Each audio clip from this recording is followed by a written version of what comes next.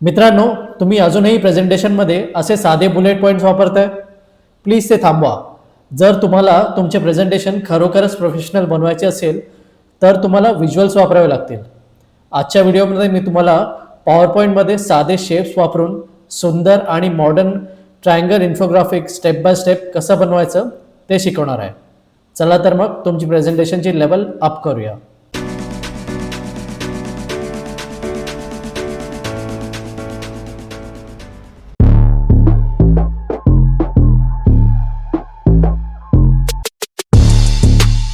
आधी इन्सर्टमध्ये जाऊन आपण एक ब्लँक स्लाइड इन्सर्ट करूया. आपण या नवीन स्लाइडचं बॅकग्राऊंड फॉर्मॅट करणार आहोत. त्याच्यासाठी स्लाइडवर जाऊन राईट क्लिक करायचं आहे, फॉर्मॅट बॅकग्राऊंडवर क्लिक करायचं आहे, इथे ग्रेडियंट फील्डवर क्लिक करायचं आहे. त्याच्यानंतर आपण इथे कलर सिलेक्ट करूया. ब्लॅक कलर जे आहेत दोन कॉर्नरला आपण यूज केलेले आहेत आणि मधला जो कलर आहे तो स्लाइटली लायटर कलर आहे ब्लॅक शेडचा. तर तुमचं बॅकग्राऊंड थोडंफार असं दिसायला हवं. मग ह्यात आपण एक ट्रायंगल शेप ड्रॉ करणार आहोत.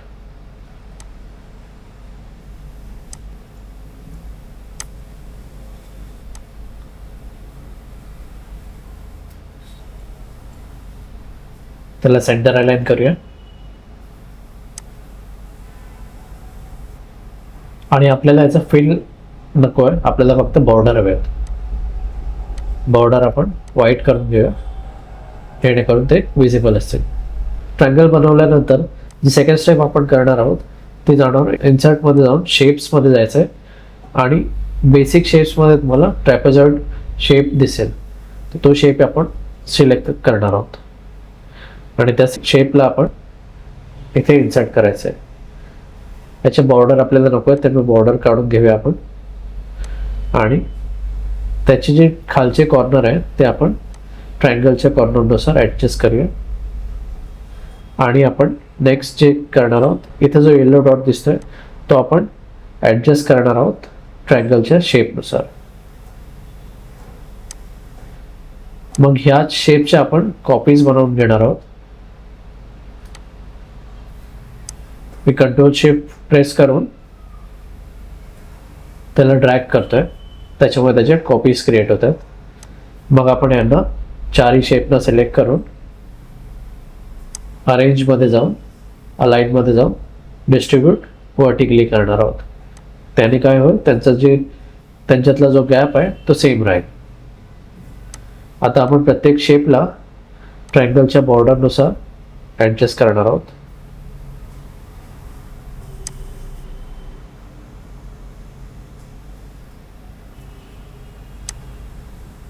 ह्या स्टेप्स मी फास्ट फॉरवर्ड करतो.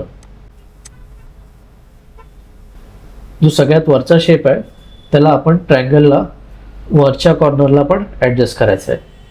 त्यामुळे आपण एकदम वरच्या कॉर्नरपर्यंत याला त्या शेपला न्यायचं आहे. तुम्ही जेव्हा झूम करून बघाल तेव्हा कळेल की हा जो ट्रायंगल आहे तो कसा ॲडजस्ट करायचा. आपण एकदम बॉर्डरपर्यंत नेणार आहोत आणि जो येल्लो डॉट आहे त्याला एकदम सेंटरला आणणार आहोत. आता आपल्या या बाहेरच्या ट्रायंगलची काही गरज नाही, त्याला डिलीट करूया. आता नेक्स्ट स्टेप जी करायची आहे आपल्याला इन्सर्टमध्ये जाऊन शेप्समध्ये जाऊन हा जो पॅरलेलोग्रामवाला जो शेप आहे त्याला आपण इन्सर्ट करूया.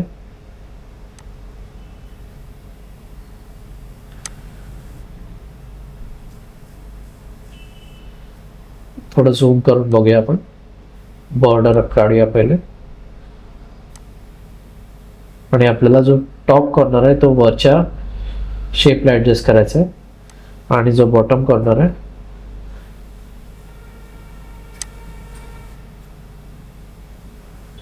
खालच्या शेपच्या बॉर्डरला ॲडजस्ट करायचं आहे. आणि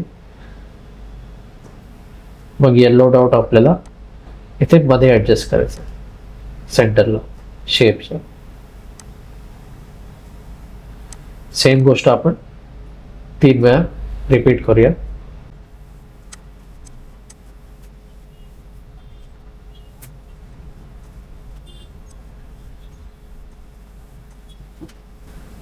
आपल्या इन्फोग्राफिक्सचं बेसिक स्ट्रक्चर तयार झालेलं आहे.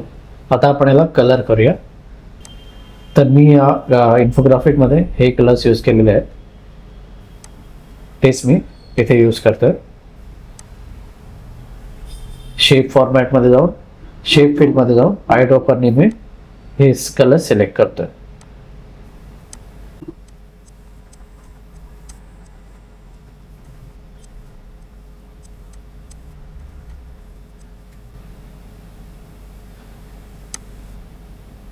आणि एक गोष्ट जी आपल्याला करायची आहे तर ह्या 3 शेप्सला सेंड टू बॅक करायचं आहे.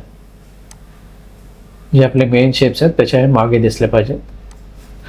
पुढची स्टेप जी आपल्याला करायची आहे ती ह्या ज्या शेप्स नाही त्यांना एक शॅडो ॲड करूया आपण.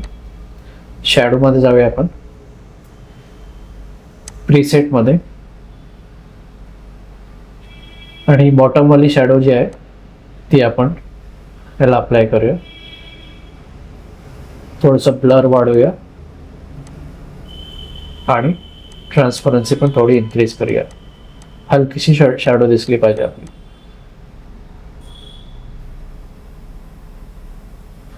डिस्टन्स थोडंसं इन्क्रीज करू. डन. सेम आपण या 4 शेप्सना शॅडो अप्लाय करूया. त्याच्यासाठी आपण फक्त F4 क्लिक करायचं.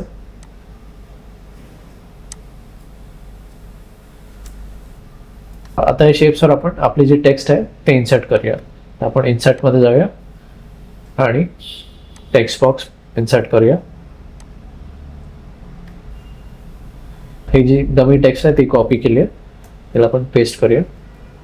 फॉन्ट जी मी यूज केली आहे ती ॲप्टॉस आहे. फॉन्ट थोडी कमी करूया, अराउंड 12. अजून एक टेक्स्ट बॉक्स आपण इन्सर्ट करूया.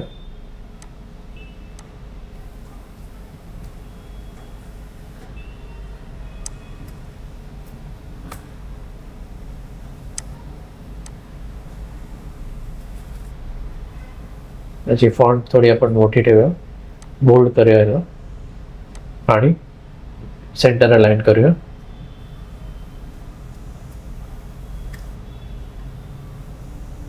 आणि एक आपण लाईन इन्सर्ट करूया.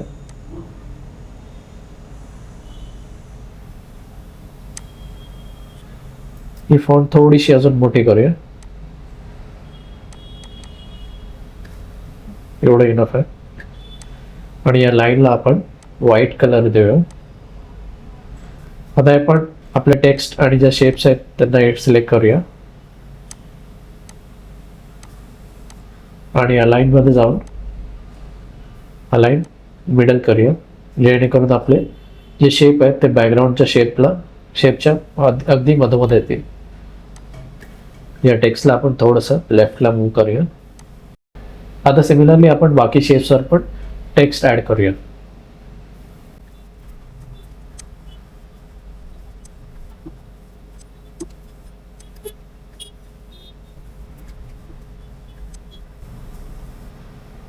टेक्स्ट ॲड केल्यानंतर सगळ्यात लास्ट स्टेप जी आपली होते ती आहे ॲनिमेशनची. तर ॲनिमेशन कसं करायचं ते आपण आता बघूया. आपण या सगळ्या शेप्सना सिलेक्ट करूया Ctrl+A प्रेस करून आणि आपण मग ॲनिमेशन पेनमध्ये जाऊया. ॲनिमेशन ओपन करूया, ॲनिमेशन पेन ओपन करूया आणि जे ॲनिमेशन आपल्याला अप्लाय करायचं आहे ते व्हाईट. आता सगळ्या जे आपल्या शेप्स आहेत त्यांना ॲनिमेशन अप्लाय झालेलं आहे. आपण याचं आता इंडिव्हिज्युअली जाऊन त्याला एडिट करूया. फर्स्ट जो शेप आहे त्याला तो ट्रॅपेझॉइडवाला त्याला आपण सगळ्यात वरती आणूया आणि यांना सिलेक्ट करूया एकत्र आणि इकडे आपण स्टार्ट आफ्टर प्रिव्हियस करूया. आपल्याला शेप्स अरेंज करावे लागतील. फर्स्ट आपला जो शेप आहे जो ट्रॅपेझॉइडचा शेप आहे तो आपण सगळ्यात वर ठेवूया. त्याच्यानंतर आपल्याला टेक्स्ट अपियर व्हायला हवं ते आपण सेकंड अलाइन करू. त्याच्यानंतर हा शेप आला पाहिजे तो आपला बरोबर आहे. त्याच्यानंतर सेकंड आपण जो आहे ट्रॅपेझॉइड शेप सेकंड जो ट्रॅपेझॉइड शेप आहे त्याला आपण वर घेऊया. असं करून आपण सगळ्या शेप्सना नीट अलाइन करूया ऑर्डरमध्ये.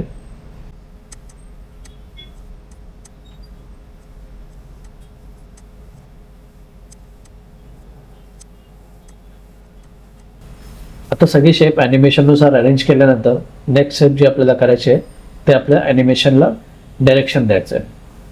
तर हे जे फर्स्ट 2 शेप आहेत आपले त्यांना आपण सिलेक्ट करूया आणि त्यांना आपण फ्रॉम राईट स्टार्ट करूया.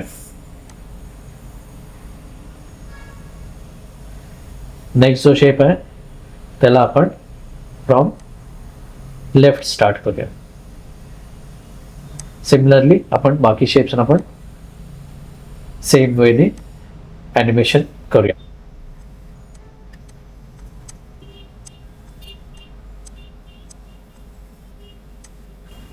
फक्त जो शेवटचा शेप आहे आपला सगळ्यात वरचा ट्रायंगल त्याला आपण फ्रॉम बॉटम ॲनिमेट करणार आहोत. आपला हे ॲनिमेटेड इन्फोग्राफिक कंप्लीट झालेलं आहे. स्लाइड शो करून बघूया आपण.